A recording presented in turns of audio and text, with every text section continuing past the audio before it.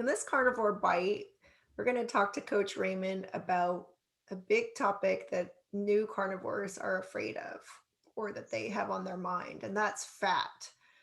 We've been told our whole lives, many of us, that fat is bad, period, and saturated animal fat is even worse. So, Coach Raymond, is it true that fat is bad and that we should be afraid of it? So I'd like to tackle this one in an interesting way. I have to agree that fat is bad in plant forms.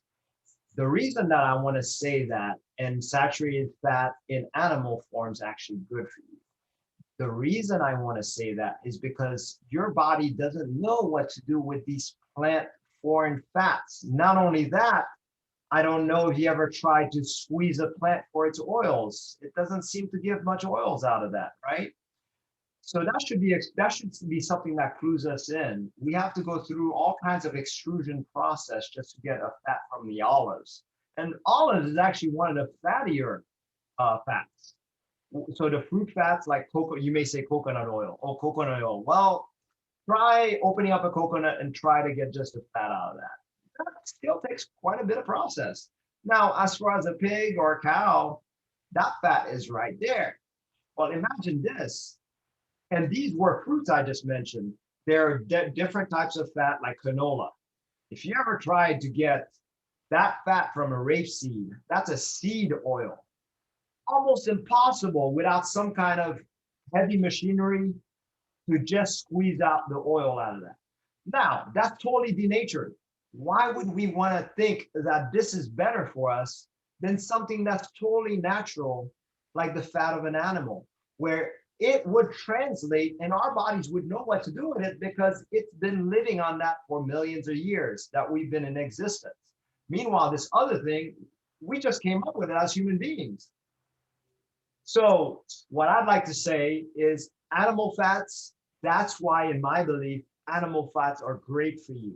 And I have the example of being a 3 year carnivore and seeing the results of putting the proper fats in your body, what it's done to me and many others like Janice. That's so true. I mean, I just eat straight beef fat now, ribeye fat, and my body takes it as this natural energy source. I mean, my brain for sure loves it, and my body just takes it. And so that makes so much sense now because I remember growing up and thinking all fat was bad, right? They just tell you, but you're right. It's all this processed, factory derived, strange, so I think the one area that I still have a little confusion around because I know that animal fat is good. I know it's my body's natural fuel. It's not going to clog my arteries. All of that was just this made up paradigm to sell you statins, right? But what about something like butter? Because butter does, it's not totally natural, right? So if I'm having tallow versus having butter versus just eating the chunk of fat, what are your thoughts on that? That's a great question. So, if we take a look at a natural butter process, typically what you do is let milk sit out. I think that's how they kind of do it, and then they scrape off the buttery fat at the top, and then they'll spin it in like a cloth until only the chunks are left, and they do some other little processes from there. But that's really not denaturing it that much.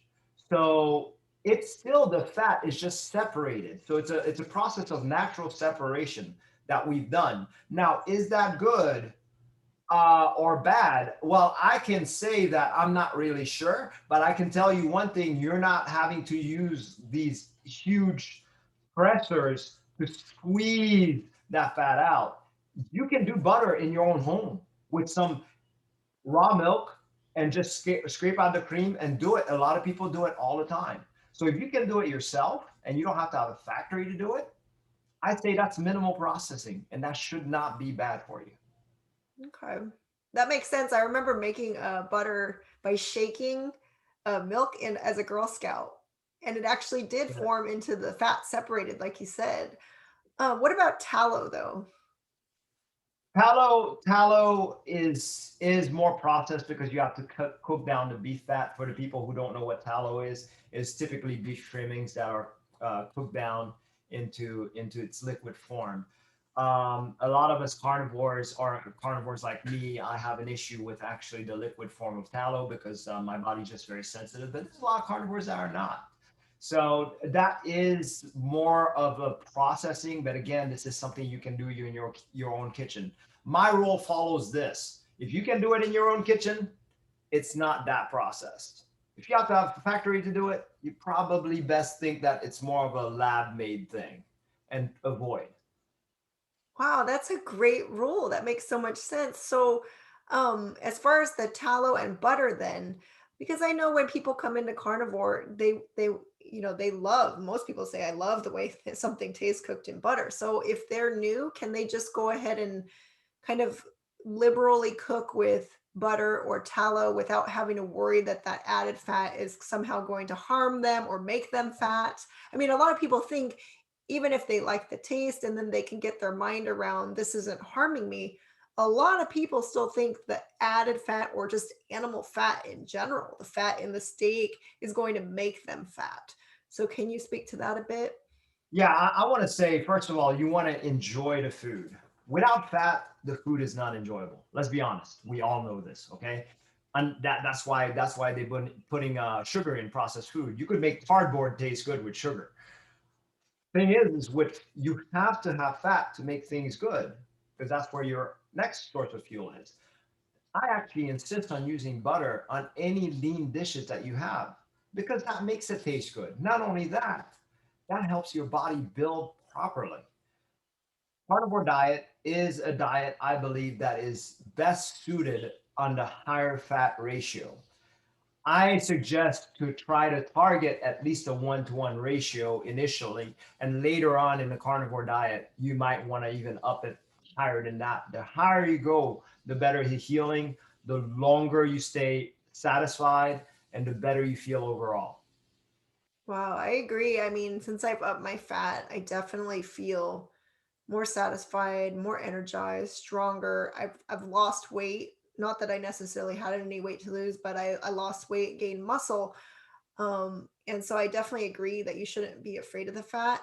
And I think I just want to point out that when I was a vegetarian and I was eating those plant derived oils and fats, I think you were speaking something about that, your body naturally, we crave something because it's our fuel, right? So we're programmed to crave fat because and love butter. And that's why everyone always says, oh my God, it's so amazing it was cooked in butter. You have that primal urge, that draw towards that fat because it is actually what your body needs. And I remember being a vegetarian and I was now looking back, I know I was desperately craving fat because I would be basically eat an entire bag of potato chips or an entire bag of tortilla chips myself daily because my body wanted fat so badly. And yet the fat I was getting was plant derived fats, right? I would have coconut oil and all these things. And none of it was because it was an improper fuel source, even though my primal mind knew you need fat, it was the wrong kind. So I never felt satisfied. It never did anything to build my body. So I think that to me, it just tells you that fat is life, right? There is a survival aspect to it. And even if those signals get twisted by being on improper fuel, something inside of you is still trying to survive by grasping for that fat. So I just wanted to throw that in. Totally agree. Very nice. Well said. Yeah. So, in conclusion, for this bite, Raymond, should people fear the fat? No, enjoy the fat, love the fat, embrace it. Great. Thank you, Raymond. We'll see you on the next bite. Thank you, Janice.